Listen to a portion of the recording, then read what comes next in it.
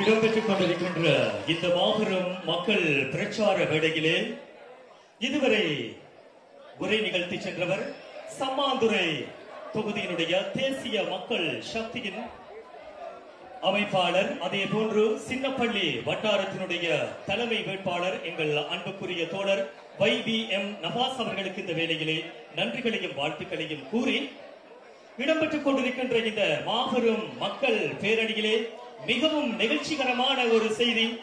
இன்றைய சிறுவர்கள் நாளைய தலைவர்கள் என்று கூறுவார்கள்.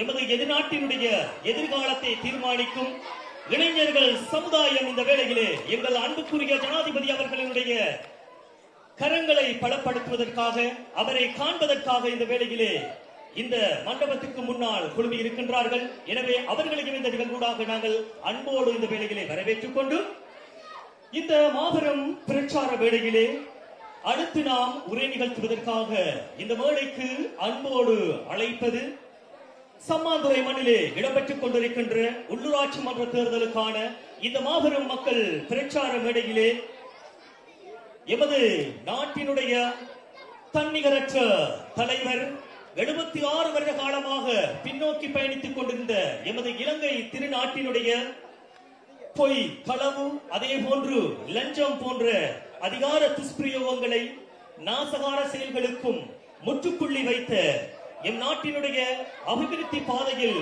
முன்னோக்கி நடத்தி கொண்டிருக்கின்ற தேசிய மக்கள் சக்தியினுடைய தேச தளபதி, தேசிய மக்கள் சக்தியினுடைய தலைவர், இலங்கை ஜனநாயக சோசலிச குடியரசினுடைய 9வது ஜனாதிபதி, என்றும் தேசத்து வாழ் மக்களினுடைய நேசத்துக்குரிய தோழர் அனுரகுமார திசாநாயக்க அவர்களை உங்கள் பலத்தகவல்களுக்கு மத்தியிலே உரை நிகழ்த்த இந்த மேடைக்கு அன்போடு அழைத்துக் கொள்கின்றேன்.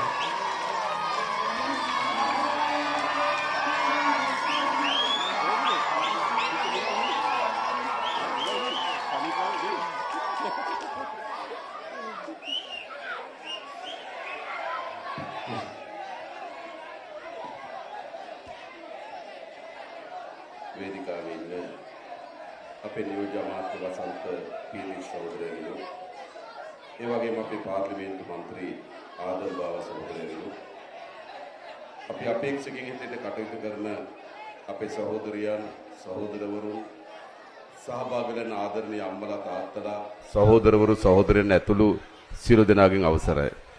மேடையில் வீற்றிருக்கின்ற பிரதி அமைச்சர் வசந்த பேதிச சகோதரர் அவர்கள், அதே போன்று பாராளுமன்ற உறுப்பினர் ஆதம் பாபா சகோதரர் அவர்கள், இங்கு வீற்றிருக்கின்ற வேட்பாளர்கள், மேடையின் முன்னே அமர்ந்திருக்கின்ற இந்த வாழ் மக்கள் அனைவரையும் விழித்தவனாக අපේ මේ දුවා දරුවන්ගෙන් අවසරයි. அதே போன்று இந்த முன்னால் அமர்ந்திருக்கின்ற சின்னஞ்சிறுசுகளே, අපි හිතන්නේ පෞද්ගලික පාර්ලිමේන්තු මැතිවරණයේදී මේ රට සුවිශේෂී ජයග්‍රහණයක් අත්පත් කරගත්තා. கடந்த பாராளுமன்ற தேர்தலிலே மிகவும் ஒரு இலாவகரமான வெற்றியை நாங்கள் பெற்றுக்கொண்டோம்.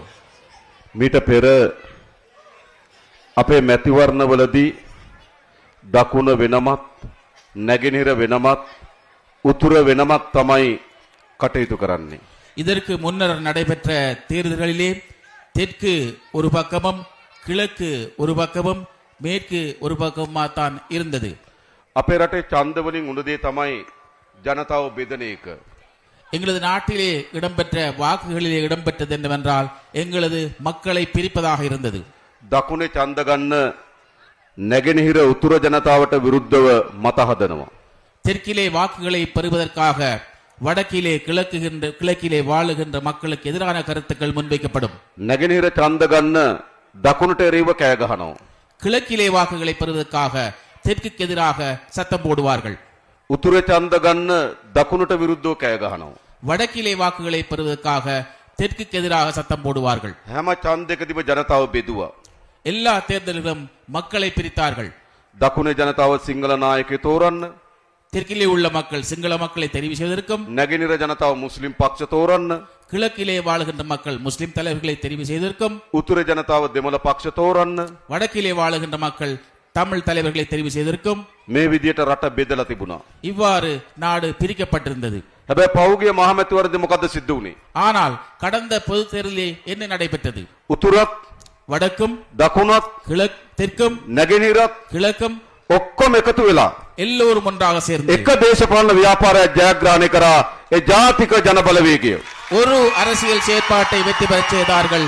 அது தேசிய மக்கள் சக்தியாகும். කවදාවත් එහෙම දේශපාලනයක් තිබ්බද? எப்போதாவது இப்படி அரசியல் இருந்திருக்கிறதா? බෙදුණු දේශපාලනයක් තිබ්බේ.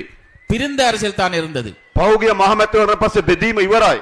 கடந்த பொது தேர்தலின் பின்னர் பிரிவு என்பது இல்லாமல் போய்விட்டது. මේ සමන්තුරේ ජනතාව இந்த சம்மாந்துறை மக்கள் විශාල ජයග්‍රහණයක් ගෙනත් දුන්නා ජාතික ජනබලවේගයේ ජයග්‍රහණය කරන්න. மிக பாரிய வெற்றியை இந்த சம்மாந்துறை மக்கள் கொண்டு வந்தார்கள் தேசிய மக்கள் சக்தியின் வெற்றிக்காக. ඒ පිළිබඳ අපි තමුන් වහන්සේලාට ස්තුතිවන්ත වෙනවා. அதற்காக நாங்கள் உங்களுக்கு நன்றிகளை தெரிவித்துக் கொள்கின்றோம். දැන් ආයේ இப்பொழுது மீண்டும் පරාජිත දේශපාලන ව්‍යාපාර தோற்றுப்போன அரசியல் செயற்பாடுகள் නැවත ජාතිවාදී කතා කියන්න පටන් අරගෙන තියෙනවා. மீண்டும் இனவாத அரசியலை பேசுவதற்கு ஆரம்பித்திருக்கின்றார்கள். අපි බලමු මේ අපේ ආණ්ඩුව අරගෙන පෞගේ කාලේ මොකද්ද සිද්ධ වුනේ? நாங்கள் பார்ப்போம் நாங்கள் ஆட்சியை எடுத்து என்ன செய்தோம் என்று. අපි කිසිසේත්ම ජාතිවාදයට ඉඩ නොදෙන දේශපාලන ව්‍යාපාරය. நாங்கள் எந்த வகையிலும் இனவாதத்திற்கு இடம் கொடாத அரசியல் நிகழ்ச்சியாகும். අපි 103ට වැටෙනකොටත් நாங்கள் 103ஆக விழுந்த போதும் මේ රටේ ජාතිවාදයට විරුද්ධව කටයුතු කරපු දේශපාලන ව්‍යාපාරයක්. இந்த நாட்டிலே இனவாதத்துக்கு எதிராக செயற்பட்ட அரசியல் சக்தியாக இருந்தோம். ඉස්සර අපේ රටේ සිද්ධ වුනේ මොකද්ද? எங்களது நாட்டிலே முன்னர் என்ன நடைபெற்றது? දිගන ගැටුම් ඇති වෙනවා. திகனையிலே அங்கே போராட்டம் ஏற்பட்டது. අලුත්ගම ගැටුම් ඇති වෙනවා. அழுத்கமையிலே தாக்குதல் ஏற்பட்டது. මාවනැල්ලේ බුදු පිළිම වලට පහර දෙනවා. மாவனிலே புத்தர் சிலையில் தாக்கப்பட்டது. අකුරණ කෝවිලට පහර දෙනවා. පල්ලියට පහර දෙනවා. அக்குரலில் இருந்த பள்ளிகளுக்கு தாக்கு நடத்தப்பட்டது. සිද්ධ වුනේ නැද්ද? நடக்கலையா? ආයේ අපේ රටේ එවැනි ගැටුම් තියෙනවද? மீண்டும் எங்களது நாட்டில் அவ்வாறு ஏதாவது பிணக்கள் இருக்கிறதா? ජාතික ජනබලවේගයේ ආණ්ඩුව අරගෙන ඒ සියලු ගැටුම් නතර කරලා තියෙනවා. ගැටුම් ඇති වෙන්න අපි ඉඩ දෙන්නෙත් නැහැ. தேசிய மக்கள் சக்தியின் அரசாங்கத்தை பெற்று இந்த இவ்வாறான சகல விதமான பிணக்குகளையும் இல்லாமல் ஆக்கி இருக்கின்றோம். ஒருபோது இதற்கு நாங்கள் மீண்டும் வழிவகுக்க மாட்டோம். අපිට ඕන ගහ ගන්න රටක් නෙවෙයි. எங்களுக்கு தேவை சண்டை பிடித்துக் கொண்டிருக்கிற நாடல்ல. අපිට ඕන බෙදෙන්න රටක් නෙවෙයි. எங்களுக்கு தேவை பிரிந்து செல்லுகின்ற நாடல்ல. අපිට ඕන එකතු වෙන්න රටක්. எங்களுக்கு தேவை ஒன்று சேர்ந்த நாடு. මේ අපේ දරුවන්ට இந்த இங்க இருக்கின்ற பிள்ளைகளுக்கு අපි හොඳ අනාගතයක් හදන්න ඕන. நல்ல ஒரு எதிர்காலத்தை நாங்கள் எதிர்பார்க்க வேண்டும். මේ දරුවෝ අපි දිහා බලාගෙන ඉන්නවා. இந்த பிள்ளைகள் எங்களை பார்த்து අපේ கொண்டிருக்கிறார்கள். අම්මලා තාත්තලා මොන වගේ තීන්දුවක් ගනිද මේ දරුවෝ වෙනුවෙන්? எங்களுடைய தாய் தந்தையர்கள் என்ன முடிவு எடுக்க போறார்கள் இந்த பிள்ளைகளுக்காக என்று. නැවත ජාතිවාදය උස්සන්න කරන තීන්දුවක් ගන්නවද? மீண்டும் இனவாதம் தலைதூக்குகின்ற முடிவை நாங்கள் எடுப்பதா? නෑ. இல்லை. දැන් අපි ජාතිය සමගිය කරන තීන්දුව ගන්න ඕන. நாங்கள் இப்பொழுது என்ன செய்ய வேண்டும் என்றால் எங்களது தேசியத்தை ஒற்றுமையாக்கின்ற முடிவு எடுக்க வேண்டும். මන් දන්නවා තමුන් වහන්සේගේ WhatsApp group වල எனக்கு தெரிந்த வகையில் உங்களுடைய வாட்ஸ்அப் குரூப்புகள் இல்ல, විවිධ social media වල அதே போன்று பல்வேறுபட்ட சமூக ஊடகங்களிலே ජාතික ජනබලවේගය පිළිබඳ වැරදි අදහසක් හදන්න උත්සාහ කරනවා. தேசிய மக்கள் சக்தி தொடர்பாக பிழையான கருத்துக்களை முன்வைக்க முற்படுகிறார்கள். බලන්න කලින් දැම්මේ කවුද කියලා බලන්න. அதை இங்கே பார்ப்பதற்கு முன்னால் யார் அதனை போட்டது என்று பாருங்கள். කියවන්න කලින් දැම්මේ කවුද? வாசிக்கிறதுக்கு முதல் அதை போட்டது யார் என்று பாருங்க. අනිවාර්යෙන් පිටිපස්සෙන් ගහක් තියෙනවා. அதுக்கு பின்னால் நாங்கள் பார்க்கின்ற பொழுது பின்னால் ஒரு மரம் இருக்கும். නැද්ද? இல்லையா? அப்படி ඒක නේද? அப்படித்தானே? එහෙම වෙලා තියෙනවා. அப்படித்தான் நடந்திருக்கு. ඇයි ආයේ ජාතිවාදය ඕන වෙලා තියෙනවා. ஏனென்றால் அவர்களுக்கு மீண்டும் இனவாதம் தேவைப்படுகின்றது. දැන් මේ අම්පාර දිස්ත්‍රික්කය இந்த அம்பாறை மாவட்டத்திலே ජාතික ජනබලවේගය අපි ජයග්‍රහණය කරා. தேசிய மக்கள் சக்தியாக நாங்கள் வெற்றி பெற்றோம். මේ සමන්තුරේ ආසනය இந்த சம்மாந்திரை தொகுதியானது අපි ජයග්‍රහණය කරා. நாங்கள் வெற்றி பெற்றோம். හැබැයි මොකද සිද්ධ වුනේ? ஆனால் என்ன நடந்தது? මනාපෝලින් උඩින් ආවේ සිංහල മന്ത്രിවරු 4 දෙනා. விருப்பு வாக்கள் மூலமாக மேலே வந்தது யார் என்றால் சிங்கள உறுப்பினர்கள் 4 பேர் தெரிவு செய்யப்பட்டார்கள். එහෙම නේද? அப்படித்தானே? මුස්ලිම් മന്ത്രിවරේ තේරුනේ නෑ. முஸ்லிம் ஒரு உறுப்பினரும் தெரிவு செய்யப்படவில்லை. අපි මොකද්ද කරේ? நாங்கள் என்ன செய்தோம்? අපේ පක්ෂේ තීන්දුවක් අරගෙන තිබුණා. எங்களது கட்சியிலே ஒரு முடிவெடுத்திருந்தோம். ඡන්දෙ ඉල්ලලා தேர்தல் கேட்டு ජයග්‍රහණය කරන්න නැති අය வெற்றி பெற முடியாதவர்களுக்கு ජාතික ලැයිස්තුවෙන් පාර්ලිමේන්තුවට ගේන්නේ නැහැ කියලා. தேசிய பட்டியல் மூலமாக பாராளுமன்றத்துக்கு கொண்டு வருவதில்லை என்று முடிவெடுத்திருந்தோம். ඒත් අපි බැලුවා අම්පාරේ මොකද උනේ? ஆனால் நாங்கள் பார்த்தோம் அம்பாறையில் நடந்தது என்று. අපේ මන්ත්‍රීවරු ඔක්කොම සිංහල ඇවිල්ලා. எங்களுடைய பாராளுமன்ற உறுப்பினர் பார்க்கின்ற பொழுது எல்லோரும் சிங்களா இருந்தார்கள். මුස්ලිම් ජනතාව අපිට ඡන්ද දීලා. முஸ்லிம் மக்கள் எங்களுக்கு வாக்களித்தார்கள். හැබැයි මන්ත්‍රීවරයෙක් තේරිලා නැහැ. ஆனால் அவர்களுக்கு என்ற உறுப்பினர் தெரிவாகவில்லை. පක්ෂ තීන්දුව වෙනස් කරා. கட்சியானது முடிவை மாற்றியது. වෙනස් කරලා ආදම් බාව සහෝදරයා ජාතික ලේක්ෂණ පාර්ලිමේන්තුවට ගත්තා. நாங்கள் அந்த முடிவை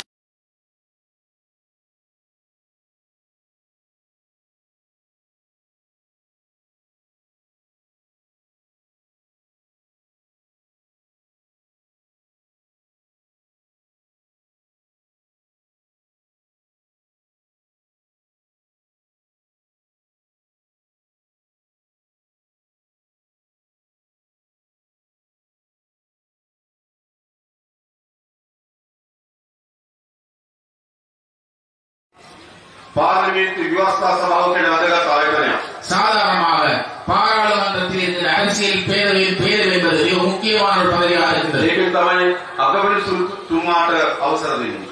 அந்த சபையின் மூலமாகத்தான் இந்த நாட்டில் இருக்கின்ற பிரதமர் நீதியரசருக்கும் அனுமதி வழங்கப்படும். நீதிபதித்துவா தோறாங்க. அதே போன்று சட்டம் அதிபருக்கும் தெரிவு செய்யப்படுவது. போலீஸ் மாதிபர் தெரிவு செய்யப்படுவது. விகடனாதிபதித்துவா தோறாங்க. கணக்காய்வாளர் தெரிவு செய்யப்படுவது. වැදගත් ආයතනය. இவ்வாறு முக்கியமான ஒரு நிறுவனம். සාමාන්‍ය ව්‍යවස්ථා සභාවට சாதாரணமாக அரசியலமைப்பு பேரவை குழுவுக்கு ජ්‍යෙෂ්ඨ පාර්ලිමේන්තු අධ්‍යක්ෂ කියන අය තමයි පත් වෙන්නේ. சிரேஷ்ட பாராளுமன்ற அங்கத்துவங்களை தான் தெரிவு செய்வார்கள். අපි පත් කරා අපේ മന്ത്രിවරු කීප දෙනෙක්. நாங்கள் எங்களது பாராளுமன்ற உறுப்பினர்களை நியமித்தோம். අපි බලාගෙන ඉන්න විපක්ෂේ හකීම් මහත්තයා හරි රිෂාඩ් බදුද්දීන් හරි මුස්ලිම් නායකයෙක් පත් කරයි කියලා. நாங்கள் பார்த்துக் கொண்டிருந்தோம் எதிர்கட்சிகளின் சார்பாக ரவுஹி ஐயா அவர்களையோ அல்லது ரிஷாட் ஐயா அவர்களோ உள்ளே வருவார் என்று பார்த்துக் கொண்டிருந்தோம். හැබැයි ඒගොල්ලෝ පත් කරේ නැහැ. ஆனால் அவர்களை நியமிக்கவில்லை. අපි මොකද කරේ? நாங்கள் என்ன செய்தோம்? අලුත්ම മന്ത്രിවරයෙක් වුණා.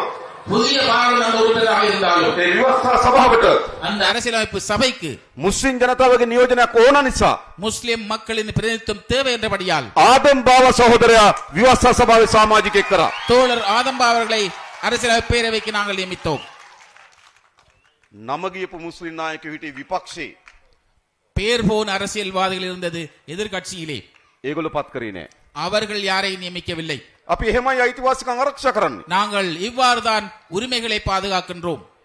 ඊට පස්සේ සාකච්ඡාවක් යනවා මෑතකදී මුස්ලිම් තරුණයෙක් අත්අඩංගුවට ගැනීම මුස්ලිම් ජනතාව ඉලක්ක කරගෙන කරලද අපරාධයක් කියලා. அதே போன்று இப்பொழுதும் ஒரு கதை உலாவி செல்லுகின்றது. முஸ்லிம் இளைஞனை கைப்பற்றியது முஸ்லிம் மக்களுக்கு எதிராக ஒரு மேற்கொள்ளப்பட்ட ஒரு தாக்குதலாக. ඒක තමයි පහුගිය දවස්වල වැඩිපුරම ගෲප් වල ගියේ නේද? இதுதான் கடந்த பல நாட்களாக குரூப்புகள்ல நிறைய போனது. அப்படித்தானே? இதானே போனது. මං කියන්න සිද්ධ වෙච්ච දේ. நான் என்ன நடைபெற்றது என்று சொல்லுகின்றேன். තමුන්නාසලා දන්නවා පාස්කු පහාරය ගැන අපිට අමීරි අත්දැකීම් තියෙනවා. உங்களுக்கு தெரியும் எங்களுடைய ஈஸ்டர் தாக்குதல் சம்பந்தமாக எங்களுக்கு கசப்பான அனுபவம் இருக்கின்றது. පාස්කු පහාර පල්ලිවල සිද්ධ වුණා, හෝටල් වල සිද්ධ වුණා. ஈஸ்டர் தாக்குதலானது தேவாலயங்கள் நடைபெற்றது, அதே போன்று ஹோட்டல்கள் நடைபெற்றது. විශාල පිරිසක් මිය ගියා. இதன் காரணமாக மிக அதிகமான எண்ணிக்கையான மக்கள் இறந்தார்கள். හැබැයි විශාලම පීඩාවට පත් වුණේ කවුද? ஆனால் இதன் மூலமாக மிகவும் கஷ்டத்துக்கு உட்பட்டப்பட்டது யார்? මුස්ලිම් ජනතාව එහි පීඩාවට පත් වුණා. முஸ்லிம் மக்கள் தான் இதன் மூலமாக பாதிக்கப்பட்டார்கள். මුළු සමාජෙම ඔවුන් කෙරෙන් සැකයෙන් බලන්න පටන් ගත්තා. முழு சமூகமும் அவர்கள் மீது சந்தேக கண் கொண்டு பார்த்தார்கள். තමුන්නාසලට මුහුණ දෙන්න බැරි තත්ත්වයක් ඇති වුණා. உங்களுக்கு இதற்கு முகம் கொடுக்க முடியாத நிலை காணப்பட்டது. විශාල ලෙස අපහසුතාවයට පත් වුණා. மிக பாரிய அளவிலே இதற்காக நீங்கள் முகம் கொடுத்தீர்கள். ප්‍රහාරයෙන් මිය ගියපු අය වගේම, தாக்குதலில் கொல்லப்பட்டவர்களுக்கு ප්‍රහාරයෙන් තුවාල ලැබපු අය වගේම, அதே போன்று காயமடைந்தவர்கள் போன்று සමාජයේම කම්පනයක් ඇති වුණා වගේම சமூகத்திலே ஒரு குற்றமாக இருந்தாலும் கூட මුස්ලිම් ජනතාවටත් කම්පනයක් ඇති වුණා. முஸ்லிம் மக்களுக்கும் கவலை ஏற்பட்டது. ඒ ප්‍රහාරය අනුමත කරනවද? இந்த தாக்குதலை யாராவது அனுமதிக்கிறீர்களா? කවුරුවත් யாராவது? න මුස්ලිම් ජනතාව එක තමන්ට කරපු අපහාසයක් ලෙස සලකන්නේ. முஸ்லிம் மக்கள் தங்களுக்கு செய்யப்பட்ட இழிவாக கருதுகிறார்கள். හැබැයි මොකද ඊට පස්සේ කිව්වේ? ஆனால் அதற்கு பின்னர் என்ன சொன்னார்கள்? මේ වගේ කල්ලියක් ඉන්න බව இவ்வாறான குழு இருப்பதாக සමන්තුරේ පොලිසියට කිව්වා. சம்மாந்திரை போலீசுக்கு அறிவித்ததாக சொன்னார்கள். කලින් ගැටුම් ඇති වෙලා තියෙනවා කිව්වා. இவ்வாறான ஏற்கனவே தாக்குதல் நடைபெற்றதாக හැබැයි குறிப்பிட்டார்கள். කවුරුවත් ආණ්ඩුව ක්‍රියාමාර්ග ගත්තේ නැහැ කිව්වා. இருந்தாலும் யாரும் இதற்காக அரசாங்கத்தில் நடவடிக்கை எடுக்கவில்லை என்று ඒ கூறினார்கள். සමස්ත මුස්ලිම් සමාජය නෙවෙයි කිව්වා. இந்த முழு முஸ்லிம் சமூகம் அல்ல என்று குறிப்பிட்டார்கள். අන්තවාදී කණ්ඩායමක් කිව්වා. இதற்கான ஒரு போராட்ட குழுதான் என்று குறிப்பிட்டார்கள். එම කිව්වේ නැද්ද? அப்படி சொல்லலையா? මුස්ලිම් ජනතාව කියලා පොලිසියට පැමිණිලි දැම්මේ නැද්ද? முஸ்லிம் மக்களுக்கு எதிராக போலீஸ்ல முறைப்பாடு போடலையா? හැබැයි සිද්ධිය සිද්ධ වුණා. ஆனால் நிகழ்வு நடைபெற்றது. සිද්ධ වුණාට පස්සේ තමුන්වහන්සේලා අපහසුතාවයටපත් වුණා. நடைபெற்றதன் பின்னர் நீங்கள் தான் அதன் மூலமாக ඒ නිසා අපේ ආණ්ඩුවේ වගකීම තමයි ஆகையினால் எங்கள் அரசாங்கத்தின் பொறுப்பு යලි එවැනි සිදුවීමක් ඇතිවීම වැළැක්වීම ආණ්ඩුවක වගකීම. இவ்வாறான ஒரு நிகழ்வு மீண்டும் ஒரு முறை ஏற்படாத பார்த்துக் கொள்வது அரசாங்கத்தின் பொறுப்பாக இருக்கிறது. වළක්වන්න ඕනේ නැද්ද? நிப்பாட்ட தேவையில்லையா? நாங்க වළක්වන්න ඕන. நிறுத்த வேண்டும். අපි බලේ ඇවිල්ලා ටික දවසකින් එහෙම සිදුවීමක් අපිට වාර්තා වුණා. நாங்கள் ஆட்சிக்கு வந்ததன் பிற்பாடு சில நாட்களில் எங்களுக்கு இவ்வாறான அறிக்கை கிடைத்தது. ඒ තමයි අරුගම්බ ප්‍රදේශයේ සංචාරකයන් ඉලක්ක කරගෙන ප්‍රහාරයක් දියත් වෙන්න තිබෙන බව. அதுதான் அருகாமை பிரதேசத்தில் இருக்கின்ற சுற்றுலா பயணிகளை இலக்காக கொண்டு அவர்களுக்கு எதிராக தாக்குதல் மேற்கொள்வதாக. ආණ්ඩුවේ වගකීම මොකද්ද? அரசாங்கத்தின் பொறுப்பு என்ன? එවැනි ප්‍රහාරයක් වළක්වන එක. இவ்வாறான தாக்குதலை நிறுத்துவதாகும். අපි පරීක්ෂණ දියත් කරන්න පටන් ගත්තා. நாங்கள் இதற்கான விமர்சனங்களை ஆரம்பித்தோம். ඒ ප්‍රදේශයේ වෙලා ඡායාරූප ගත්තු. அந்த பிரதேசத்தில் சென்று போட்டோ எடுத்த, තවත් කොළඹ ප්‍රදේශයේ ඡායාරූප ගත්තු. அதே போன்று கொழும்பிலே போட்டோக்கள் எடுத்த තරුණයෙක් අත්අඩංගුවට ගත්තා. இளைஞரை கைது செய்தோம். ඒ විතරක් නෙවෙයි. அது மாத்திரமல்ல, විදේශීයදී ප්‍රහාරයන් ගැන සැකසහිත අත්අඩංගුවට ගත්තු කෙනෙක් එක්ක வெளிநாட்டிலே இவ்வாறான ஒருவரை நாங்கள் கைது செய்து சந்தேகத்துக்கு கைது ඒ செய்து තරුණයන් ගනුදෙනු කරලා තිබුණා. இந்த இளைஞரும் அவரோட தொடர்புகளை දෙමළ ஏற்படுத்தியிருந்தார். තරුණයෙක් හිටියා. தமிழ் இளைஞரும் இருந்தார், මුස්ලිම් තරුණයෙක් හිටියා. முஸ்லிம் இளைஞரும் இருந்தார். අපි අත්අඩංගුවට ගත්තා. நாங்கள் அவர்களை கைது செய்தோம். ගත්තු එක හරිද වැරදිද? நாங்கள் கைது செய்து பிள்ளையா சரியா? ඒක ජාතිවාදී ප්‍රශ්නයක්ද? இது இனவாத பிரச்சனையா? නෑ රටේ ආරක්ෂාව පිළිබඳ ප්‍රශ්නයක්. இது நாட்டினை பாதுகாப்பு தொடர்பான பிரச்சனை. අපි යන්නේ ප්‍රහාරය වළක්වන්න කටයුතු කරා. ஆகையினால் நாங்கள் இந்த தாக்குதலை நிறுத்துவதற்கான நடவடிக்கை எடுத்தோம். හරි මුස්ලිම් තරුණයන් සම්බන්ධ වෙලා එහෙම ප්‍රහාරයක් සිදු වුණා නම් හානිය කාටද? முஸ்லிம் இளைஞர் சம்பந்தப்பட்ட இந்த தாக்குதல் நடந்தால் இதன் மூலமாக இழப்பு யாருக்கு? මුස්ලිම් ජනතාවටත් විශාල හානියක් සිද්ධ වෙනවා. முஸ்லிம் மக்களுக்கும் ஒரு பாரிய பாதிப்பு ஏற்படும். වළක්වන්න පියවර ගන්න ඕනේ නැද්ද? இதனை தடுப்பதற்கு நாங்கள் நடவடிக்கை எடுக்க தேவையில்லையா? ඒ මුස්ලිම් නිසාද? அது முஸ்லிமா ඒ இருந்தபடியாலா? දෙමළ නිසාද? தமிழாக இருந்தபடியாலா? ඒ සිංහල නිසාද? சிங்களமாக இருந்தபடியாலா? නෑ. இல்லை, නීතිය නිසා சட்டம் என்ற அடிப்படையிலே කරන්න ඕනේ නැද්ද? செய்ய தேவையில்லையா? அப்படி අන්න ඒ වගේම இதே போன்றுதான் කොළඹ ප්‍රධාන සුපර් මාකට් එකක கொழும்பு பிரதம ஒரு சூப்பர் மார்க்கெட் ஒன்றிலே තරුණයෙක් ගිහිල්ලා ஒரு இளைஞர் சென்று හොරෙන් ස්ටිකර් වගේක් කලවනවා. அவர் களவாக சென்று ஸ்டிக்கர்களை ஒட்டி இருக்கிறார். අපි ඔහු අත්අඩංගුවට ගන්නවා. நாங்கள் அவரை கைது செய்தோம். පරීක්ෂණ පවත්වනවා. அதற்காக நாங்கள் விசாரணைகளை අපි මේ மேற்கொள்கிறோம். රටේ පුරවැසියන්ට நாங்கள் இந்த நாட்டில் உள்ள மக்களுக்கு තමන්ගේ අයිතිවාසිකම් වෙනුවෙන් පෝස්ටර් ගහන්න, அவர்களுடைய உரிமைக்காக போஸ்டர் அடிப்பதற்கு, තමන්ගේ අයිතිවාසිකම් වෙනුවෙන් උද්ඝෝෂණය කරන්න தங்களுடைய உரிமைகளுக்காக போராட்டம் ஆரோக்கியம் நடத்துவதற்காக අයිතියක් තියෙනවා. அவர்களுக்கு உரிமை இருக்கின்றது. මම දන්නවා ඊශ්‍රායල ප්‍රහාර වලට විරුද්ධව நான் எனக்கு தெரியும் இதுக்கு இந்த தாக்குதலுக்கு முன்பதாக ඇමරිකන් තානාපති කාර්යාලය ඉස්සරහ උද්ඝෝෂණ කරනවා. அமெரிக்க தூதரகத்துக்கு முன்னால் ஆர்ப்பாட்டம் செய்திருக்கிறார்கள். අයිතියක් තියෙනවා. அதற்கான உரிமை இருக்கின்றது. උද්ඝෝෂණ කරන අය අපි දකිනවා. ஆர்ப்பாட்டம் செய்பவர்களை நாங்கள் காண்கிறோம். කවුද කියලා දන්නවා. யார் என்று தெரியும். ප්‍රජාතන්ත්‍රවාදී අයිතිය. இது ஜனநாயக ரீதியான உரிமை. හැබැයි හොරෙන් ගිහිල්ලා ஆனால் களவாக சென்று සැඟවිලා ගිහිල්ලා ஒளித்துக் கொண்டு சென்று සුපර් මාකට් එකේ ස්ටිකර් එකක් කලවනවා නම් சூப்பர் மார்க்கெட்டில் சென்று ஸ்டிக்கர் ஒட்டுவதாக இருந்தால் එතන යම් සැකයක් තියෙනවා. அந்த இடத்திலே ஏதோ ஒரு சந்தேகம் இருக்கின்றது. එම සැකයක් නැද්ද? அப்படி ஒரு சந்தேகம் இல்லையா? සැකයක් තියෙනවා. சந்தேகம் இருக்கிறது. අපි ඔය අත්අඩංගුවට ගත්තා. நாங்கள் கைது செய்தோம் அவரை. අරින් පරීක්ෂණ කරා. அதன் பிறகு அதற்கான விசாரணைகள் ඔවුන් நடைபெறுகின்றன. කවර කවර සංවිධානත්ක සබත්තා තියෙනවද කියලා බැලුවා. அவர் எந்த எந்த அமைப்புகளோடு தொடர்பு இருக்கின்றது நாங்கள் பார்த்தோம். ඔව් සංවිධානත්ක සම්බන්ධතාවයක් නැහැ. அவர் அமைப்புகளோடு தொடர்பில்லை அவருக்கு. හැබැයි අද මොකද වෙලා තියෙන්නේ? ஆனால் என்ன நடந்திருக்கிறது என்று විශාල දේවල් YouTube එකේ மிக அதிகமான அளவிலே யூடியூபிலே සමාජ ජාලවල සංචරණය වෙනවා. சமூக ஊடகங்களிலே இது பறந்து செல்கின்றது. ඒව දිහා බලලා ස්වයන් අභිප්‍රේරණයට ලක් වෙනවා. இவைகளை பார்த்து சுயமான பல்வேறுபட்ட முடிவுகள் அங்கு எடுக்கப்படுகின்றன. කවුරුවත් කියලා නෙවෙයි. யாரும் சொல்லி இல்ல, කවුරුවත් එක්ක එකතු වෙලා නෙවෙයි. யாரோடு சேர்ந்தும் அல்ல, තමන්ම தானாக අර වීඩියෝ දිහා බලලා அந்த வீடியோக்களை பார்த்து, අර සමාජ ජාලවල තියෙනවා බලලා அந்த சமூக ஊடகங்கள் இருப்பதை பார்த்து තමන්ම කේන්තියක් උපයගෙන தானே அதுக்கான கோபத்தை உருவாக்கி கொண்டு තමන් මේකෙන් ස්වයන් අභිප්‍රේරණයට ලක් වෙනවා. தானே இதன் மூலமாக ஒரு அபிப்பிராயம் ஏற்படுத்திக் கொள்கிறது. අන්න ඒ තරුණයා එහෙම තරුණෙක්. அவர் இவ்வாறான இளைஞர் தான் அந்த இளைஞராக இருக்கின்றார். ඔවුන් ස්වයන් අභිප්‍රේරණයට ලක් වෙලා තියෙනවා. அவர் தனிப்பட்ட அபிப்பிராயத்தை கொண்ட ஒரு இளைஞராக இருக்கின்றார். පරීක්ෂණ පැවැත්තුවා. இதற்காக விசாரணை நடைபெற்றது. ඒ දෙමව්පියන්ට අපි පෙන්නුවා. இந்த அவர் பெற்றோருக்கு நாங்கள் காட்டினோம். දෙමව්පිය ඇවිල්ලා பெற்றோர்கள் வந்து ආණ්ඩුවට ස්තුති කරා. அரசாங்கத்துக்கு நன்றி தெரிவித்தார்கள். දරුවා බේරලා දුන්නට. அந்த பிள்ளையை காப்பாற்றி கொடுத்ததற்காக. නැත්තම් වෙන විනාශකින් ඒ දරුවා ගමන් කරන්නේ. அவ்வாறு இல்லாவிட்டால் அந்த பிள்ளையானது ஒரு அழிவு பாதைக்கு செல்லும். ඉතින් මේ ප්‍රශ්න කරන එක වැරදිද? இவ்வாறானவற்றை நாங்கள் கேள்வி கேட்பது பிள்ளையா? අපි දැන් ප්‍රශ්න කරලා ඉවරලා නිදහස් කරා. நாங்கள் அவரை கேள்வி கேட்டு இப்பொழுது நாங்கள் அவரை விடுவித்திருக்கிறோம். හැබැයි නිදහස් කරලා තියෙන්නේ ஆனால் விடுவித்திருப்பது එයා ගාව විපරම් කරන්න ඉඩ තියාගෙන. அவரை தொடர்பான விவரங்களை எடுப்பதற்காக. එහෙම සිදුවීමක් සිද්ධ වුණොත් මොකද රටට වෙන්නේ? இவ்வாறான நிகழ்வு ஏற்பட்டால் நாட்டுக்கு என்ன நடக்கும்? එනිසා මුස්ලිම් ජනතාව ඉලක්ක කරගත්තු දෙයක්ද? ஆகையினால் இது முஸ்லிம் மக்களுக்கு எதிராக இலக்கு வைக்கப்பட்டதா? අපේ රටේ නැවත இந்த நாட்டிலே மீண்டும் පාස්කු වගේ ප්‍රහාරයන් සිදු නොවිය යුතුයි. இவ்வாறான ஈஸ்டர் போன்ற தாக்குதல்கள் நடத்தப்படக்கூடாது. ඒක සිංහල පැත්තෙන් ඇති වෙනවද?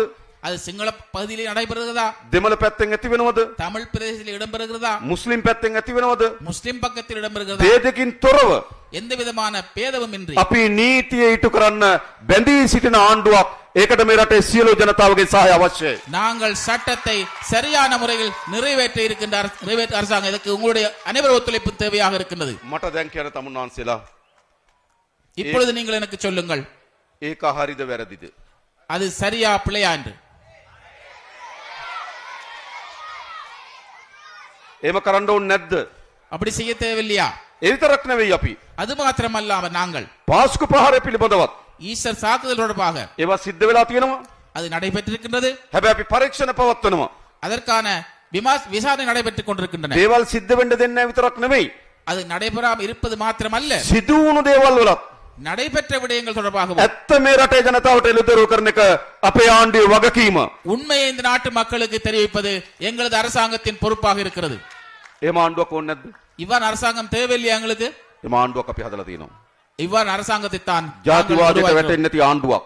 இனவாதத்தின் மூலமாக விழாத ஒரு அரசாங்கம். ඒ විතරක් නෙවෙයි අපි அது மாத்திரமல்லாமல் நாங்கள் නීතිය විධාන ආධිපත්‍ය නිසි පරිදි තහවුරු කරනවා. சட்டம் ஒழுங்குகளை சரியான முறை நாங்கள் செய்து வருகின்றோம். අපේ රටේ නීතිය තිබුණේ කොහොමද? எங்களது நாட்டிலே சட்டம் எவ்வாறு இருந்தது? ධනය තියෙන බලය තියෙන අයට එක නීතියක්, அவர்களுக்கு சொத்துக்கள் இருந்தால், அதிகாரம் இருந்தால் அவர்களுக்கு ஒரு சட்டம், දුප්පත් දුබලයට තව නීතියක්. ஏழைகள் ஒன்றுமில்லாத மக்களுக்கு இன்னும் ஒரு சட்டம். ඒ යුගය අපේ රට ඉවරයි. அந்த யுகம் இப்பொழுது எங்களது நாட்டிலே முடிவிட்டிருக்கிறது. කාට සමානව නීති ඉටු කරන රටක් බවට මේ රට අපි පරිවර්තනය කරලා තියෙනවා. எல்லோருக்கும் பொதுவான சட்டத்தை அமல்படுத்துகின்ற நாடாக நாங்கள் இப்பொழுது ஆக்கியிருக்கின்றோம். නැත්තම් පොලිස්පති කෙනෙක් අත්අඩංගුවට ගනීද? அப்படி இல்லாட்டி ஒரு பொலிஸ் அதிபரை கைது செய்யப்படுமா? කවදාවත් எப்போதாவது நடந்திருக்கா? වෙන ආණ්ඩුවක් තිබ්බනම් ඒවා වෙන්නේ නැහැ. வேறொரு அரசாங்கம் இருந்திருந்தால் ஒரு நாளும் இது நடந்திருக்காது. මේ වෙලාවෙත් මම දන්න විදිහට இந்த நேரத்திலும் எனக்கு தெரிந்த வகையிலே හිටපු ඇමතුරු 3 දෙනෙක් ඇතුලේ முன்னாள் அமைச்சர்கள் 3 பேர் உள்ளே. ඕන්න දෙම ආණ්ඩුවක් இவ்வாறு அரசாங்கம் எங்களுக்கு தேவையில்லையா? වෙනදා බලය තියෙන අයට අත තියන්නේ නැහැ.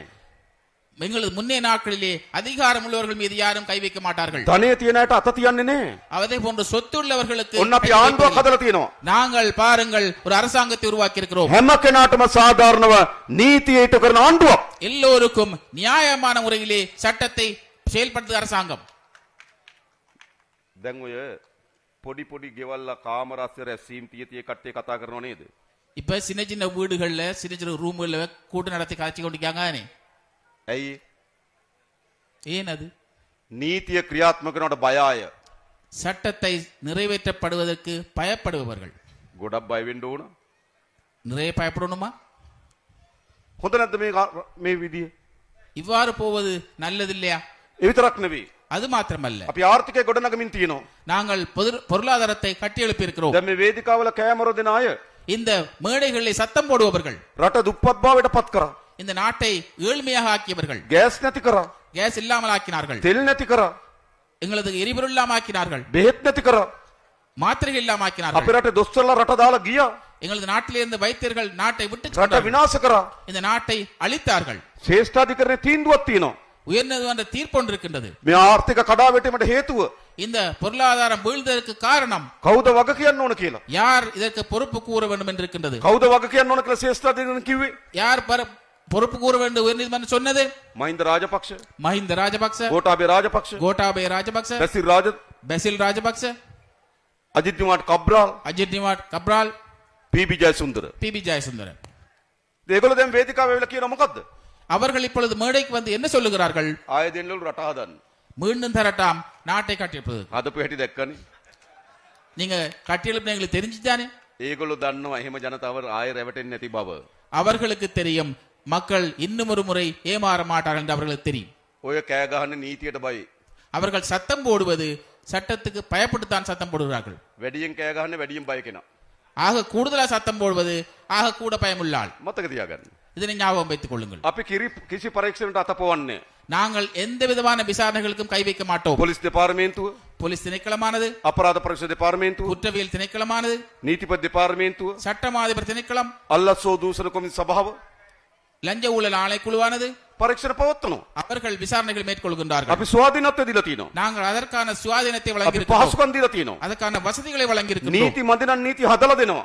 சட்டம் போதாதென்றால் சட்டத்தை உருவாக்கி தருகிறோம். පහුගිය 8 වෙනිදා නීතිය සම්මත කරා. கடந்த 8ஆம் தேதி சட்டத்தை உருவாக்கினோம். නීති විරෝධීව උපයාගෙන තියෙන දේපල පවරා ගැනීමේ නීතියක්. அதாவது சட்ட விரோதமாக சொத்து சேர்த்திருந்தால் அதனை கைப்பற்றுவதற்கான சட்டத்தை உருவாக்கி இருக்கின்றோம். රස්සාවක් කරලා පඩියෙන් උපයාගත්තා නම් තියාගන්න පුළුවන්. தொழிலொன்று செய்து அதன் மூலமாக வாங்கியிருந்தால் வைத்துக் கொள்ளலாம். ගොවිතැනක් කරලා ආදායම උපයාගත්තා නම් තියාගන්න පුළුවන්. விவசாயம் செய்து அந்த வருமானத்தின் மூலமாக பெற்றிருந்தால் வைத்துக் கொள்ளலாம். ව්‍යාපාරයක් කරලා ආදායම උපයාගත්තා නම් තියාගන්න පුළුවන්. வியாபாரம் ஒன்று செய்து அந்த வருமானத்தின் மூலமாக பெற்றிருந்தால் வைத்துக் கொள்ளலாம். හැබැයි මහජනයාගේ දේපල හොරකම් කරපු දේපල තියාගන්න අයිතියක් නැහැ. ஆனால் பொதுமக்களுடைய சொத்துக்களை களவெடுத்த சொத்துக்களை வைத்துக் கொள்வதற்கு உரிமை இல்லை. අන්න අපි නීතියක් සම්මත කරා. இதற்காக நாங்கள் பாருங்கள் ඒ දේපල පවරා ගැනීමේ නීතිය. அந்த அவர்களுடைய சொத்துக்களை மீண்டும் பெற்றுக் கொள்வதற்காக சட்டத்தை நாங்கள் உருவாக்கி இருக்கிறோம். එතකොට කෑ ගහනවා. அதுக்காக சத்தம் போடுறாங்க නේද? அப்படித்தானே? ඒ නිසා මේක තමයි ආණ්ඩුව. இதுதான் அரசாங்கம். ඒ වගේම අපි ආර්ථිකය හදලා තියෙනවා. அதே போன்று நாங்கள் பொருளாதாரத்தை ආර්ථික கட்டியெழுப்பியிருக்கிறோம். ස්ථාවරභාවය ඇති කරලා තියෙනවා. பொருளாதாரத்தை நாங்கள் ஸ்திரப்படுத்தி இருக்கின்றோம். අවුරුදු 5කට පස්සේ 5 அல்லது 6 வருடங்களுக்கு பிறகு වැඩිම විදේශ සංචිත ප්‍රමාණය අද මහ බැංකුවේ තියෙනවා. அதாவது 5-6 வருடங்களுக்கு பிறகு மிகவும் அதிகமான வெளிநாட்டு நாணயம் மத்திய வங்கியில் இருக்கிறது. ආර්ථික ස්ථාවර කරලා තියෙනවා. பொருளாதார ஸ்திரநிலை ஏற்பட்டிருக்கிறது. රාජ්‍ය සේවකයන්ගේ වැටුප් அரச ஊழியர்களின் சம்பளம் වැඩිම ප්‍රමාණයකින් මේ අප්‍රේල් මාසෙ ඉඳන් අපි වැඩි කරලා තියෙනවා. மிக அதிகமான அளவிலே இந்த ஏப்ரல் மாதம் தொடக்கம் நாங்கள் ආර්ථික அதிகரித்திருக்கிறோம். ප්‍රතිලාභ இது பொருளாதாரத்துறை அவர்களுடைய பிரதிலாபம். අපි අලුතෙන් රස්සාවලට நாங்கள் புதிதாக தொழில் பெற்றுக்கொள்ள ආණ්ඩුවට 30000ක් බඳව ගන්නවා. 30,000 பேரை நாங்கள் சேர்ப்பதற்கு இருக்கிறோம். මන්ත්‍රීගේ ලියුම් ගන්න යන්න එපා. பாராளுமன்ற உறுப்பினர்களை கடிதம் எடுக்க தேவையில்லை. ඇමතිගේ ලියුම් ගන්න යන්න එපා. அமைச்சர்களின் கடிதம் எடுக்க தேவையில்லை. අපි පත්තරේ දැන්වීම දානවා. நாங்கள் பத்திரிகையிலே நாங்கள் அதுக்கான விளம்பரத்தை இடுவோம். ඇප්ලිකේෂන් එක දාන්න. நீங்கள் அப்ளிகேஷனை போடுங்க. විභාගයට වාඩි වෙන්න. பரீட்சைக்கு நீங்கள் වැඩිම ලකුණු ගන්න කෙනා අපි රාජ්‍ය සේවයට බඳව ගන්නවා. ஆக கூடுதலான புள்ளிகள் எடுப்பவர்களை අවුරුදු 5කට පස්සේ 30000ක් බඳව ගන්නවා. நாங்கள் 5-6 வருடத்துக்கு பிறகு 30,000 எடுக்கிறோம். 30,000 எடுக்கிறோம். අපි පොලිසියට 2000ක් බඳව ගන්නවා. நாங்கள் போலீசிற்காக 2000 பேரை சேர்க்கிறோம். මම බැලුවා පොලිසියට நான் பார்த்தேன் போலீசிலே දෙමළ භාෂාවෙන් කතා කරන අයගේ හිගයක් තියෙනවා. தமிழ் மொழி மூலமாக கரும மாற்றவர்களுடைய அங்கே குறை காணப்படுகிறது. තමුන්නාන්සලගේ පොලිසිය වැඩියෙන් ඉන්නේ සිංහල භාෂාවෙන් කතා කරන අය. உங்களது பிரதேசத்தை நாங்கள் பார்க்கின்ற பொழுதோ சிங்கள மொழி பேசுபவர்கள் அதிகமாக இருக்கிறார்கள். එහෙම නේද? அப்படிதானே? ඕගොල්ලන්ගේ තරුණයන් ஆகையினால் உங்களது இளைஞர்களை පොලිසියට බැඳින්න ඕන. நீங்கள் அவர்கள் போலீசிலே சேர வேண்டும். ඒගොල්ලෝ උනන්දු කරවන්න. அவர்களை நீங்கள் அவர்களை உற்சாகப்படுத்துங்கள். දෙමළ භාෂාවෙන් කතා කරන නිලධාරීන් ඉන්න පොලිසියක් අපි හදන්න ඕන. தமிழ் மொழி மூலம் கடமை ஆற்றுகின்ற போலீஸ் உத்தியோகத்தை நாங்கள் உருவாக்க வேண்டும். අපි උත්සාහ කරන මේ 2000 நாங்கள் இதுக்கான முயற்சிகளை மேற்கொள்கிறோம். හොඳ ප්‍රමාණයක් දෙමළ භාෂාවෙන් කතා කරන අයත් පොලිසියට බඳව ගන්න. நல்ல ஒரு அளவை இந்த 2000 பேரிலே தமிழ் மொழி மூலம் பேசுவதை நாங்கள் சேர்க்க இருக்கின்றோம். එන්න කියන්න ඕගොල්ලන්ගේ දරුවන්ට. அவர்களை உங்களது பிள்ளைகளுக்கு வரச் சொல்லுங்கள். අපි පඩිත් වැඩි කරලා තියෙනවා. நாங்கள் சம்பளம் அதிகரிக்கிறோம். තව පහසුකනුත් දෙනවා. இதற்கு இன்னும் வசதிகளும் வழங்குகிறோம். කිසි දේශපාලන බලපෑමකින් තොර රස්සාව කරන්නත් පුළුවන්. எந்த விதமான அரசியல் தலையிடும் என்று தொழில் செய்யலாம். හොඳ ගෞරවනීය රස්සාව බවට පොලිස් රස්සාව පත් කරන්න පුළුවන්. நல்ல ஒரு கௌரவமான தொழிலாக போலீஸ் தொழிலை ஏற்படுத்திக் கொள்ள முடியும். ඔබගේ ආරක්ෂාව සාමය වෙනුවෙන් පොලිස් නිලධාරියා ඉන්නේ. உங்களது பாதுகாப்பு அமைதிக்காகத்தான் போலீஸ் உத்தியோகத்தில் இருக்கிறது. ඒක ඉතාමත් ගෞරවනීය රස්සාවක්. அது மிகவும் ஒரு கௌரவமான தொழிலாக இருக்கிறது. පත්තරේ දැන්වීම දාපුවාම ඕගොල්ලන්ගේ තරුණනුත් එවන්න පොලිසියට. பத்திரிகையிலே விளம்பரம் போட்டதன் பிற்பாடு உங்களது இளைஞர்களும் அனுப்புங்கள் போலீஸுக்காக. අපි එකතු වෙන්න ඕනේ මේ රට හදන්න. நாங்கள் அனைவரும் ஒன்று சேர வேண்டும். ඒ විතරක් නෙවෙයි අපි අස්වැසුම වැඩි කරා. அதே போன்று அது மாத்திரமல்லாமல் நாங்கள் அஸ்வசம் அதிகரித்தோம். ඒ වගේම අස්වැසුම නොලැබෙන කණ්ඩායමක් ඉන්නවා. அதே போன்றுதான் அஸ்வசம் கிடைக்காத ஒரு குழு இருக்கிறது. ජූනි මාසේ ஜூன் மாதம் අලුතින් අස්වැසුම ලංකාවේ පවුල් ලක්ෂ 4කට ලබා දෙන්න අපි තීරණය කරන් තියෙනවා. புதிதாக 4 லட்சம் குடும்பங்களை நாங்கள் சேர்க்க இருக்கின்றோம். මේ ජනතාව බලා ගන්න ඕන. இதனை பொதுமக்கள் பார்க்க வேண்டும். අපේ සෞඛ්‍ය සේවය අපි වෙනස් කරනවා. சுகாதார சேவையை நாங்கள் மாற்ற இருக்கின்றோம். බොහෝදුරට අපේ ලෙඩක් වුණාම යන්නේ පෞද්ගලික බෙහෙත් ශාලාවට. அநேகமான சந்தர்ப்பங்களில் எங்களுக்கு ஏதாவது நோய் வந்தா என்ன செய்வார்கள்? ஒரு பிரைவேட்டுக்கு தான் நாங்கள் போவோம், ஹாஸ்பிடல். බෙහෙත් හේත් වල දරන වියදම වැඩි. இதற்காக நாங்கள் வைத்திய செலவழிப்பது அதிகமாக இருக்கிறது. අපි දැන් නියම ව්‍යාපෘතියක් පටන් අරගෙන තියෙනවා. நாங்கள் இதற்காக ஒரு ஆரம்ப திட்டம் ஒன்றை ஏற்படுத்தி இருக்கின்றோம். හැම පවුලටම පවුලේ වෛද්‍යවරයෙක්. எல்லா குடும்பங்களுக்கும் குடும்ப வைத்தியர் ஒருவர். වෙන කොහෙවත් යන්න බෑ. வேற எங்கேயும் போயிடாது. මොකක් හරි අසනීපයක් වුණොත් ஏதாவது அவருக்கு சுகம் இல்லாமல் வந்தால் යන්න ඕන තමන්ගේ පවුලේ වෛද්‍යවරයා ගාවට. அவர் போகணும் அவருடைய குடும்ப வைத்தியரிடம் தான். එයා තමයි කියන්නේ කොහාටද ඊට පස්සේ යන්න ඕන කියලා. அவர்தான் சொல்ல வேண்டும் இவர் எங்க செல்ல வேண்டும் என்று. ගෙදර ගිහිල්ලා வீட்டுக்கு சென்று කොත්තමල්ලි ටිකක් බීලා ඉන්න කිව්වොත් ඒක. கொத்தமல்லி கொஞ்சம் குடிச்சு போடுறீங்கன்னு சொன்னால் அதான். අම්පාරේ මහරෝවලට ගිහිල්ලා විශේෂඥ වෛද්‍යවරයෙක් හම්බෙන්න කිව්වොත් එහෙම. அம்பார பெரியாஸ்பத்திரிக்கு போயிட்டு அங்க விசேட வைத்திய நிபுணரை சந்திக்கின்றால் அதுதான். අන්න එකට පවුලේ වෛද්‍යවරයෙක් ඉන්නවා. இதற்காக குடும்ப வைத்தியர் இருக்கிறார். අපි අවුරුදු කීපයක් යනකොට நாங்கள் பல வருடங்கள் செல்கின்ற பொழுது මේ අම්මා පවුලටම இந்த எல்லா குடும்பங்களுக்கும் තමන්ගේ වෛද්‍යවරයෙක් ඉන්නවා. தனக்கான ஒரு வைத்தியர் இருப்பார். හොඳ නැද්ද එහෙම එකක්? இவ்வாறு ஒன்று நல்லது இல்லையா? අපි හදනවා එහෙම සෞඛ්‍ය සේවයක්. நாங்கள் இவ்வாறு சுகாதார சேவையை மேம்படுத்தி இருக்கிறோம். ඒ විතරක් නෙමෙයි අපි ප්‍රවාහන සේවය දියුණු කරනවා. அது மாத்திரமல்லாமல் போக்குவரத்து சேவையை நாங்கள் முன்னேற்ற இருக்கிறோம். අපේ රටේ මේ තියෙන බස් රථ எங்களது நாட்டில் இருக்கின்ற பஸ் ஆனது ගැස් වෙනවා වැඩි. அது குலுங்குறது கூட இருக்கு.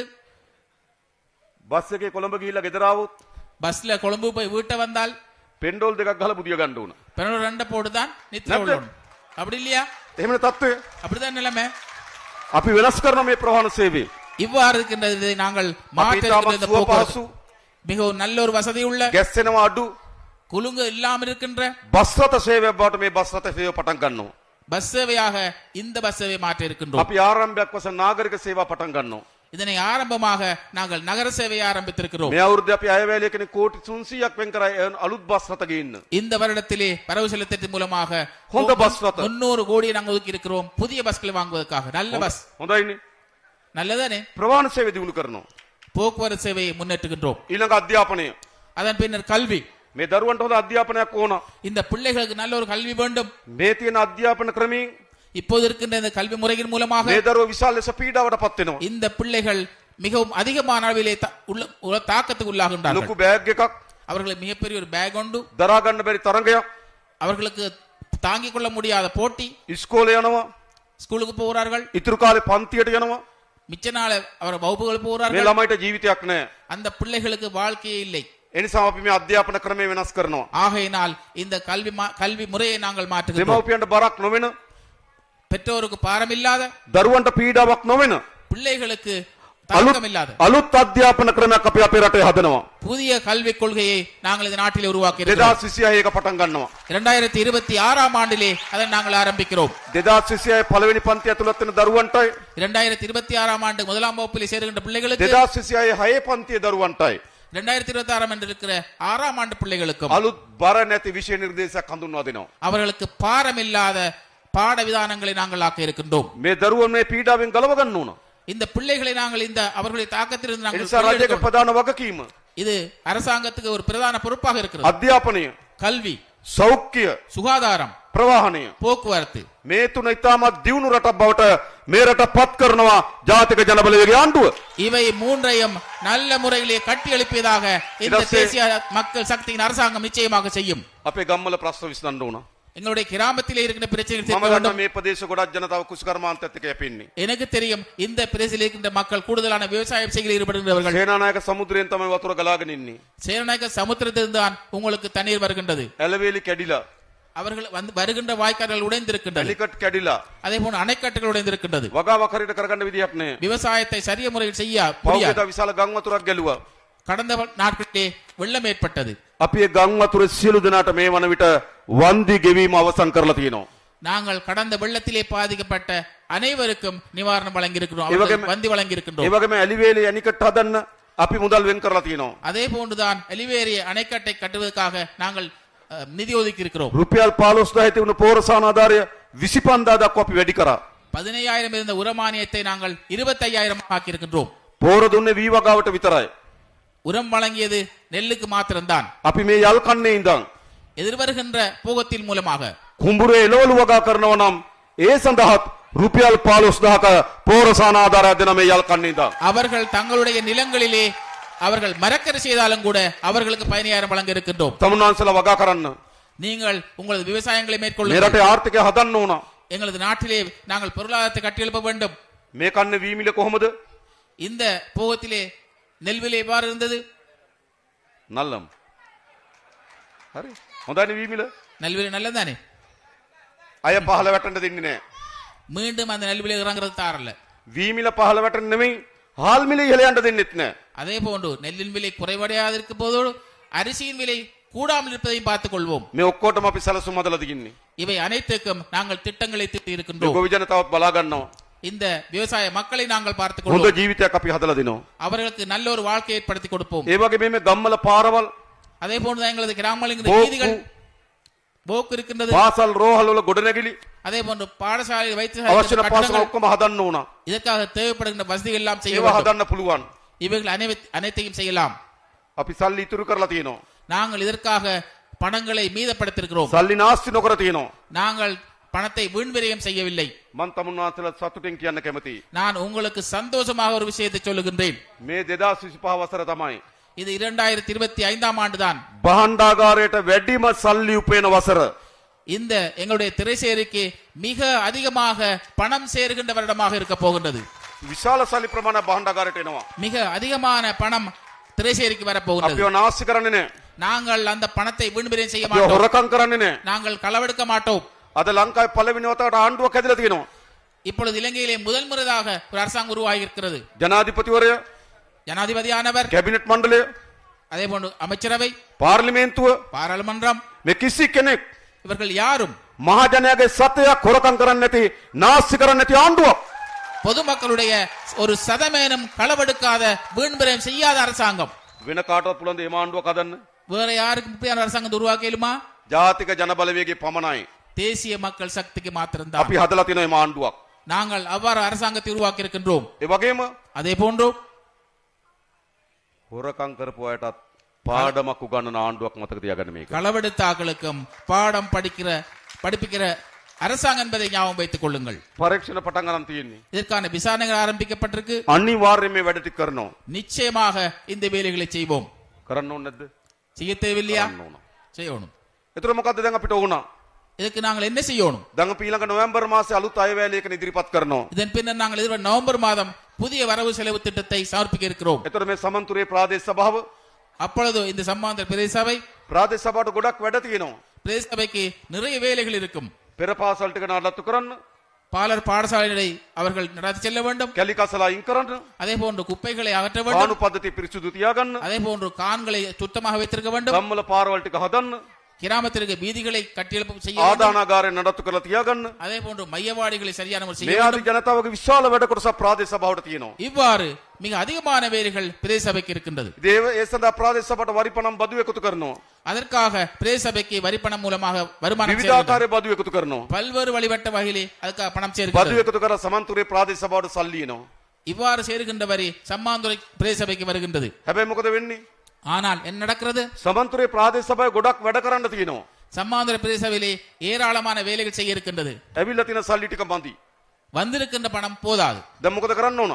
இப்ப என்ன செய்யணும்? ප්‍රාදේශ සභාවේ සල්ලි වලින් කරන්න ඕන වැඩ ටික තෝරා ගන්නවා. பிரதேச சபையில் இருக்கின்ற பணத்தின் மூலமாக செய்கின்ற வேலைகளை தெரிந்தெடுத்துக் கொள்வது. මදි ඒවට குறைவாக வருவதற்காக ව්‍යාපෘති ටික හදලා அதற்கான திட்டங்களை வகுத்து දිස්ත්‍රික් සංවර්ධන කමිටුවෙන් අනුමත කරලා மாவட்ட அபிவிருத்தி குழு மூலமாக අපිට එවන්න ඕන මුදල් අමාත්‍යාංශයට. எங்களுக்கு அனுப்ப வேண்டும் நிதி அமைச்சுக்கு.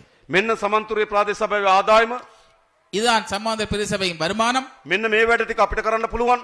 இந்த வேலைகளை நாங்கள் செய்யலாம். මේ වැඩට සල්ලි මදි. இந்த வேலைகளுக்கு பணம் போதாது. ඒකට සල්ලි දෙන්න කියලා මහා ආණ්ඩුවෙන් ඉල්ලන්න පුළුවන්. அதற்காக பணம் தாருங்கள் என்று மத்திய அரசாங்கத்திடம் கேட்கலாம். අපි මොකද කරන්නේ? நாங்கள் என்ன செய்வோம்? යෝජනා දිහා බලනවා. அந்த அவர்களுடைய திட்டத்தை நாங்கள் பார்ப்போம். සමන්තුරේ ප්‍රාදේශ සභාවේ ඉන්න කවුද කියලා බලනවා. சம்மாந்திர பிரதேச சபையில யார் இருக்கிறார் என்று பார்ப்போம். ජාතික ජනබලවේගයේ කට්ටිය ඉන්නවනම් தேசிய மக்கள் சக்தியின் ஆட்கள் இருந்தால் ඇස් පියාගෙන අනුමත කරනවා. கண்ணை மூடிக்கொண்டு நாங்கள் அனுமதி வழங்குவோம். ஏய். ஏன் ඇයි? ஏன் අපිට විශ්වාසයක් තියෙනවා. එවලා තියෙන හොඳ ව්‍යාපෘතියක්, எங்களுக்கு நம்பிக்கை இருக்கின்றது. அவர்கள் அனுப்பி இருப்பது நல்ல ඉල්ලලා තියෙන திட்டம். කොන්ක්‍රීට් පාරක්, அவர்கள் கேட்டிருப்பது கான்கிரீட் வீதி. පාරට ඔක්කොම කොන්ක්‍රීට් යනවා කියලා අපි දන්නවා. அந்த வீதிக்கு நல்ல கான்கிரீட் எல்லாம் போகும் எங்களுக்கு தெரியும். එහෙමනේ. அப்படித்தானே? වෙන කාගේ හරි ප්‍රාදේශ සභාව තියෙනවා. வேறு யாரா பிரதேசம் இருக்கு, ඒගොල්ලොත් වෙන කොන්ක්‍රීට් පාරකට සල්ලි ඉල්ලලා. அவர்களும் கான்கிரீட் ரோடு செய்வதற்கு காசு கேட்டிருப்பார்கள். අපි මොකද කරන්නේ? நாங்கள் என்ன செய்வோம்? පාරට කොච්චර යනවද? அந்த வீதிக்கு எவ்வளவு போகும், සාක්කුවට කොච්චර යනවද කියලා බලනවා. அவர் பொக்கெட்டுக்கு எவ்வளவு பண்ணு பார்ப்போம். එහෙම ගියේ නැද්ද? அப்படி போகலையா? සභාපතිලාගේ සාක්කුවලට ගියේ නැද්ද? தலைவர்கள பொக்கெட்டுக்கு போகலையா? මහා ආණ්ඩුව හොරකම් කරන්නේ නැතුව, மத்திய அரசாங்கம் களவெடுக்காமல், නාස්ති කරන්නේ නැතුව, வீண்விரயம் செய்யாமல், සල්ලි එකතු කරලා பணத்தை சேகரித்து සමන්තුරේ ප්‍රාදේශ සභාවට වෙන හොරකම් කරන්න. சம்மாந்திர பிரதேசபைக்கு களவெடுங்கள் என்று அனுப்புறது. එවන්න ඕනද? அப்படி எவன் அனுப்பணும். போனது? அப்படி அனுப்பணுமா? එවන්න එවන්නේ. அப்படி அனுப்புறல, එවන්නේ. அனுப்புறல. ඇයි අපි ඉතුරු කරන සල්ලි? ஏனென்றால் நாங்கள் மிச்சம் பிடிக்கின்ற சல்லி, අසීරුවෙන් උපය ගන්න සල්ලි நாங்கள் அதனை உருவாக்க சேர்த்துக் கொள்ளுகின்ற பணமாக இருக்கிறது. හොරකම් කරන්න මෙහෙට එවනවා. களவெடுக்கிறது இங்கே அனுப்புறேன். අං ඇවිල්ලාද බලන්න උනේ මේ වන්ද. கொம்பு வந்தீங்க அனுப்ப ஆக்கணும். එවන්නේ. அப்படி அனுப்புறல. එහෙනම් මොකද වෙන්න ඕනකම තියෙන්නේ? ஆகையினால் என்ன நடக்க வேண்டும்? මධ්‍යම ආණ්ඩුවේ විශ්වාසය තියෙනවනේ මේ සභාව ගැන. மத்திய அரசாங்கத்துக்கு இந்த சபையில் நம்பிக்கை இருக்க வேண்டும். හොඳ කට්ටියක් ඉන්නේ. நல்ல ஆட்கள் இருக்கிறார்கள், හොරකම් කරන්නේ නැති කට්ටියක් ඉන්නේ. களவெடுக்காத ஆட்கள் இருக்கிறார்கள், නාස්ති කරන්නේ නැති කට්ටියක් ඉන්නේ. வீண்விரயம் செய்யாத ஆட்கள் இருக்கிறார்கள். ඇස් පියාගෙන සල්ලි ටික එවන්නම්. கண்ணை மூடிக்கொண்டு பணத்தை එහෙනම් அனுப்பலாம். මොකද කරන්න ඕන? ஆகையினால் என்ன செய்ய வேண்டும்? මේ ප්‍රාදේශ සභාව මේ නගර සභාව இந்த பிரதேச சபையை, நகர சபையை බාර දෙන්න ඕන ජාතික ජනබලවේගයට. பாரம் கொடுக்க வேண்டும் தேசிய மக்கள் சக்தியிடம். නැත්තම් මොකද වෙන්නේ? இல்லாட்டி என்ன நடக்கும்? ආණ්ඩුව හොරකම් කරන්නේ, அரசாங்கம் களவெடுக்காது, ප්‍රාදේශ සභාව හොරකම් කරනවා. பிரதேச சபையில களவெடுப்பாங்க. ආණ්ඩුව නාස්ති කරන්නේ නැහැ, அரசாங்கமா வீண்விரயம் செய்யாது, ප්‍රාදේශ සභාව නාස්ති කරනවා. பிரதேச சபையில வீண்விரயம் செய்வார்கள். ආණ්ඩුව වැඩ කරන්න හදනවා, அரசாங்கமான வேலை செய்து பார்க்கும், ප්‍රාදේශ සභාව කකුලෙන් අදින්න හදනවා. பிரதேச சபையானது காலை பிடிச்சு கொண்டு இழுப்பாங்க. හරියන්නේ නැහනේ. இப்படி சரி வராதானே? එහෙනම් මොකද කරන්න ඕන? ஆகையினால் என்ன செய்யணும்? මහා ඡන්දෙදී பொது தேர்தலிலே මේ සමන්තුරේ ආසනය இந்த சம்மாந்திர தேர்தல் தொகுதியிலே අපි ජයග්‍රහණ කරා වගේ எங்களை வெற்றி பெற்று நீங்கள் வைத்தது වැඩි ප්‍රමාණයකින් அதிகமான அளவிலே මේ සමන්තුරේ ප්‍රාදේශ සභාව சம்மாந்திர பிரதேச சபையை ජාතික ජනබලවේගයට බාර දෙන්න தேசிய மக்கள் சக்திக்கு අපි பாருங்கள். ඔක්කොම එකතු වෙලා நாங்கள் அனைவரும் ஒன்று சேர்ந்து රටයි நாட்டையும் ගමයි ஊரையும் ඔක්කොම හදන්න මැදිහත් වෙමු. எல்லாவற்றையும் ඒ වෙනුවෙන් සියලු දෙනා එකතු වෙමු. அதற்காக ஒன்று சேர்வோம். ඒ වෙනුවෙන් සියලු දෙනා මැදිහත් වෙමු. அதற்காக அனைவரும் நாங்கள் ඒ වෙනුවෙන් சேர்வோம். අපි තා දක්ෂ කණ්ඩායමක් ඉදිරිපත් කළා තියෙන්නේ. அதற்காக நாங்கள் திறமையான குழுக்களை කවදාවත් கொடுக்கிறோம். දූෂණයක් පිළිබඳ චෝදනාවක් නැති. அவர்களுக்கு எந்த ஒரு நாளிலும் ஒரு අපේ සහෝදරියන්, சொந்தமா ஊழல் சம்பந்த අපේ குற்றச்சாட்டு இல்லை. සහෝදරවරුන්, எங்கள் சகோதரிகள் මුස්ලිම් சகோதரர்கள், සහෝදරියන්, முஸ்லிம் சகோதரிகள், අපේ දෙමළ සහෝදරියන් தமிழ் சகோதரிகள் මේ ඔක්කොම අපි එකතු වෙලා ඉන්නවද? எல்லோரும் ஒன்று சேர்ந்திருக்கிறார்கள். මේම වේදිකාවක් තිබද මේ රටේ කවදාවත්? இதற்கு முன்ன இப்படி ஒரு மேடை ஒன்று இருந்ததா? මේවා තමයි ජාතික සමගිය වේදිකාව. இதுதான் தேசிய ஒற்றுமையின் மேடையாக අපි இருக்கிறது. ඔක්කොම එකතු වෙලා ඉන්න බව පෙන්වන වේදිකාව. நாங்கள் அனைவரும் ஒன்று මේක சேர்ந்திருக்கிறோம். තමයි රටේ ජයග්‍රහණ වේදිකාව. இதுதான் நாட்டின் வெற்றியாக ඒ இருக்கிறது. වෙනුවෙන් අපි ඔක්කොම එකතු වෙමු. அதற்காக நாங்கள் அனைவரும் ஒன்று ඒ சேர்வோம். වෙනුවෙන් අපි ඔක්කොම පෙරට යමු කියලා ආරාධනා කරමින් இதற்கு நாங்கள் මම නතර වෙනවා. බොහොම ස්තුතියි. ජය වේවා. நன்றி. அஸ்ஸலாமு அலைக்கும். வணக்கம். இதுவரை இந்த மாபெரும் பிரச்சார மேடையிலே எங்களுக்காக உரை நிகழ்த்திய எங்கள் அன்பு ஜனாதிபதி, தேசிய மக்கள் சக்திகளுடைய தேசிய தலைவர், எங்கள் அன்புக்குரிய அனுரகுமார திசாநாயக்க அவர்களுக்கு நன்றிகளையும் வாழ்த்துக்களையும் இந்த வேளையிலே கூறிக்கொண்டு விடைபெறுகின்றோம்.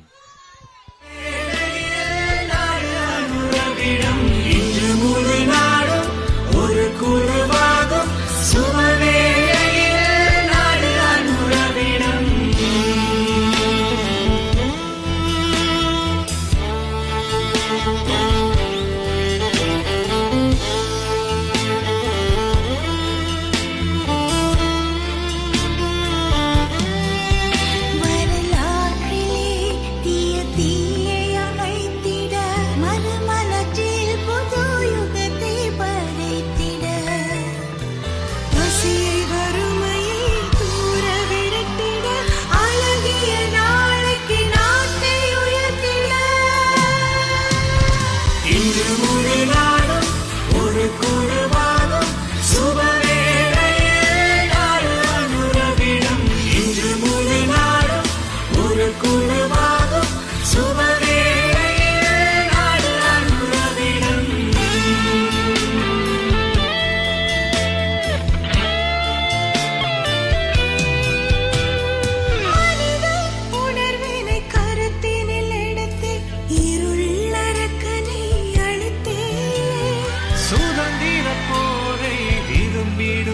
மக்களுடன் சேர்ந்து வருகிறார் அனுரா.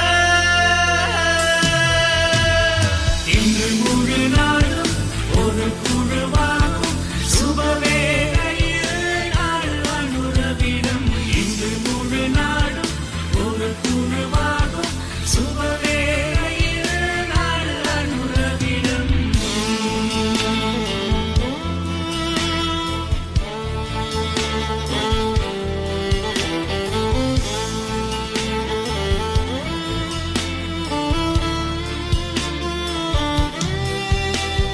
வடக்கிலும் தெற்கிலும் திசையெங்கிலும் உள்ளங்கள் விரும்பிடும் இவர் ஒருவரே. வேதங்களின்றி இலங்கையிலே மக்கள் அலை எழுந்தது அதனாலே. சுபீட்சமான வளமான எதிர்காலத்திற்கு தேசிய மக்கள் சக்தியே என்றும் இந்த மக்களுக்காக உறுதுணை. ஆகவே இடம்பெறவிருக்கின்ற இந்த உள்ளூராட்சி மன்ற தேர்தலிலே எமது திகாமடுள்ள மாவட்டத்திலே போட்டியிடுகின்ற தேசிய மக்கள் சக்தியின் வேட்பாளர்களை நாம் அனைவரும் ஆதரித்து இந்த சபைகளை வெல்லக்கூடிய பொதுமக்களாக நாம் அனைவரும் உறுதி பூண்ட வேண்டும் என்று கேட்டு உங்களிடமிருந்து விடைபெறுகின்றேன். நன்றி.